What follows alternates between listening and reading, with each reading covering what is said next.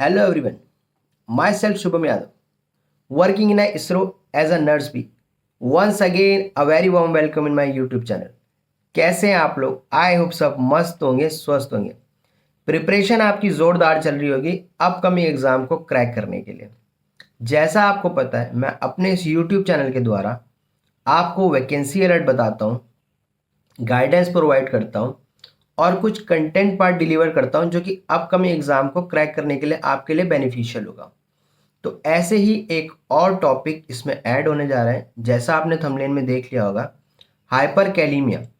जब हमारे पास patient ICU में, ओटी में या फिर इमरजेंसी में पेशेंट आता है और उसका पोटेशियम ज़्यादा होता है, जिसे हम हाइपर कैलीमिया के नाम से जानते हैं, तो हमारी नर्सिंग रिस्पॉन्सिबिलिटी क्या होती है, मैनेजमेंट चॉइस ऑफ मैनेजमेंट क्या होता है, हमें ईसीजी में क्या चेंजेस देखने को मिलते हैं, आज इस बारे में डिटेल डिस्कस करेंगे.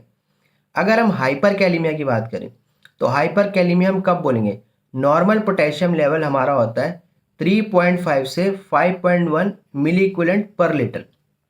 अगर हमारा पोटेशियम 5.1 से ज़्यादा होता है, किसी किसी बुक में आपको 5.5 से भी मिलेगा, 5.1 या 5.5 से ज़्यादा होता है तो उसे हम हाइपर कैलीमिया बोलते हैं.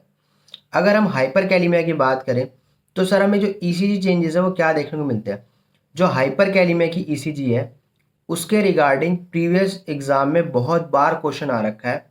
मोस्टली मैं बोलूँ हर बार एक क्वेश्चन रिपीट होता है नॉर्सेट जैसे बड़े एग्जाम में. तो इसको आज हम ध्यान से समझेंगे. जैसा आपको इमेज शो हो रहा है स्क्रीन पे हाइपर कैलीमिया का, उसको मैं डिटेल डिस्क्राइब करता हूँ. सबसे पहला पी वेव. पी वेव या तो फ्लैट हो जाएगी या एब्सेंट देखने को मिलेगी. नेक्स्ट बात करते हैं, हमें पी वेव के बाद प्रोलॉन्ग्ड पी आर इंटरवल हो जाएगा. जो पी आर इंटरवल है वो प्रोलॉन्ग हो जाएगा. नेक्स्ट बात करते हैं, widened Q R x complex देखने को मिलता है. फोर्थ ईसीजी चेंजेस की बात करते हैं, एस्टे डिप्रेशन देखने को मिलता है. और फिफ्थ मोस्ट इंपॉर्टेंट, आपको टॉल टी वेव देखने को मिलती है. तो ये हमारे 5 ईसीजी चेंजेस हैं. पहला, जो हमारी पी वेव है वो फ्लैट या एब्सेंट हो जाएगी. नेक्स्ट हम बात करें तो हमें प्रोलॉन्ग्ड पी आर इंटरवल देखने को मिलेगा. थर्ड की बात करें तो widened Q R S complex देखने को मिलेगा. फोर्थ की बात करें तो हमें एस्टे डिप्रेशन देखने को मिलेगा. और फिफ्थ ईसीजी चेंजेस की बात करें तो टॉल टी वेव देखने को मिलती है. ये 5 हमारे ईसीजी चेंजेस देखने को मिलता है जब हमारे पास पेशेंट हाइपर कैलीमिया का आता है. अब हम बात करते हैं सर मैनेजमेंट की. जो हमारा मैनेजमेंट है, इसके लिए हम सबसे पहले जो ड्रग यूज़ करते हैं वो करते हैं हम calcium gluconate. Sir calcium gluconate क्या पोटेशियम को कम करता है? नहीं. कैल्शियम ग्लूकोनेट जो हमारी कार्डिक मसल है उसको स्टेबल करता है. अब सर वो स्टेबल कैसे करता है? जो हमारी कार्डिक मसल है उसकी थ्रेश होल्ड को बढ़ा देता है. सर थ्रेश होल्ड का मतलब क्या होता है?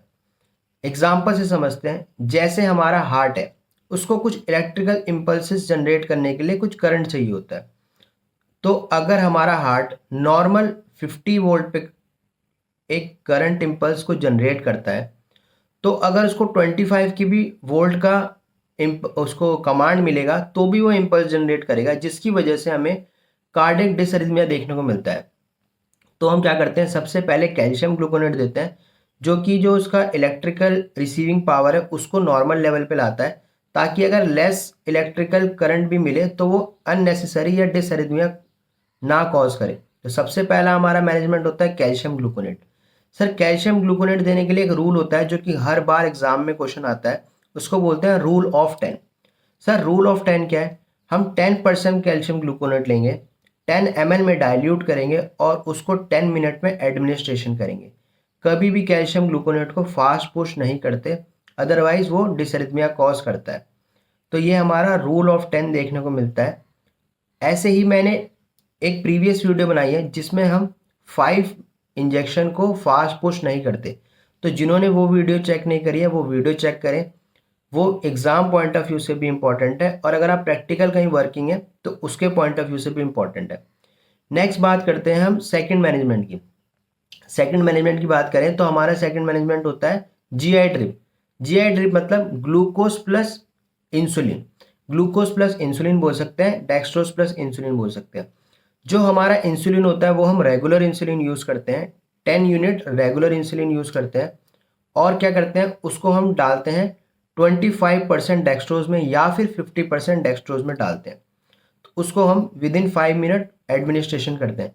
जब हम इंसुलिन देते हैं तो पोटेशियम की शिफ्टिंग कराता है, तो इस वजह से हमारा पोटेशियम कम देखने को मिलता है। नेक्स्ट बात करते हैं थर्ड मैनेजमेंट की। थर्ड होता है हमारा नेबुलाइजेशन। हम साल्ब्यूटामॉल से नैप करा सकते हैं, वो भी सेम काम करता है, पोटेशियम की शिफ्टिंग कराता है। फोर्थ हम बात करते हैं डायरेटिक्स की। डायरेटिक्स में हमारा जो ड्रग ऑफ चॉइस होता है हमारा लेसिक्स होता है। वो जो बॉडी में पोटेशियम है उसको एक्सक्रीट कराता है यूरिन के साथ। ये हो गया हमारा फोर्थ मैनेजमेंट। फिफ्थ की बात करें, एक हमारा सैचेट देखने को मिलता है के बाइंड सैचेट, जो हम पेशेंट को ओरली वाटर में मिक्स कर देते हैं।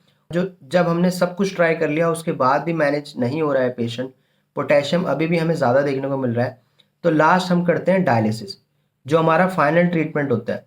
हम डायलिसिस करके पेशेंट का पोटेशियम कम कर सकते हैं। तो आई होप आज का टॉपिक आपको समझ आया होगा। अगर आपको इस टॉपिक से रिलेटेड कोई भी डाउट है तो अपना डाउट आउट कमेंट बॉक्स में मुझे ड्रॉप कर सकते हैं, और मुझे आप इंस्टाग्राम पे भी मैसेज कर सकते हैं। मेरा इंस्टाग्राम हैंडल है its.yadav.shubham। अगर आज का टॉपिक आपको समझ आया है तो एक क्वेश्चन मैं आपसे पूछता हूँ, इस कमेंट बॉक्स में आप अपना राइट आंसर ड्रॉप करना। जो हमारा पेशेंट है उसका नॉर्मल ICF पोटेशियम वैल्यू क्या होती है, नॉर्मल रेंज क्या होती है। तो ऐसे ही इंफॉर्मेटिव वीडियोस के लिए जो लोग चैनल में नए हैं प्लीज़ चैनल को सब्सक्राइब कर लें, बेल आइकन को प्रेस कर लें। Thank you so much, bye.